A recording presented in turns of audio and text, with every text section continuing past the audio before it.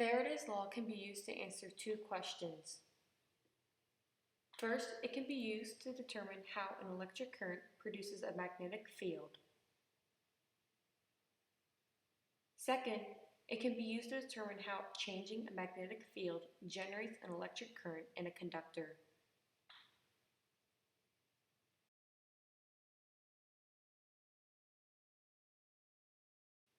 The equation for Faraday's law of electromagnetic induction is the induced EMF is equal to negative n times the change in the flux, which is divided by the change in time. The faster the magnetic flux changes, the greater the induced EMF will be in the second coil.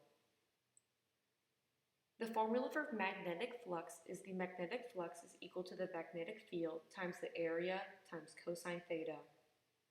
This shows the three ways to induce EMF. 1. By changing the magnetic field. 2. By changing the area of the coil. And 3. Changing the angle of the magnetic field with respect to the normal line of the coil.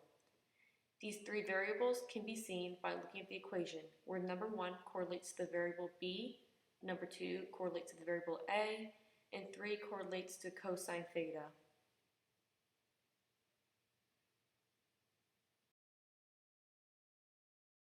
Here are now 3 examples of how to generate and induce current in a coil. The first example shows a change in the magnetic field. So by moving a magnet in and out of a coil, it'll generate an induced current. However, the magnet must stay in motion because with no change in magnetic field, there's no change in the magnetic flux. As the magnet is moved into the coil, the magnetic field is increasing, and so this leads to an increase in the flux that is going to the coil, which causes an induced EMF.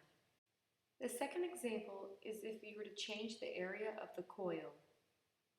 If you pull the coil to increase the area, the magnetic flux will increase, and if the magnetic flux changes, this will lead to an induced EMF in the circuit. The third example is changing the angle of the magnetic field with respect to the normal line of the coil. If there is a magnetic field directed into the page and the coil is rotated, then the angle of the magnetic field will change, leading to a change in the magnetic flux, which means there's going to be an induced EMF in the coil.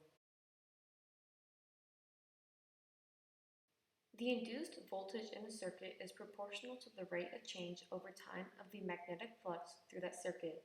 In other words, the faster the magnetic field changes, the greater will be the voltage in the circuit.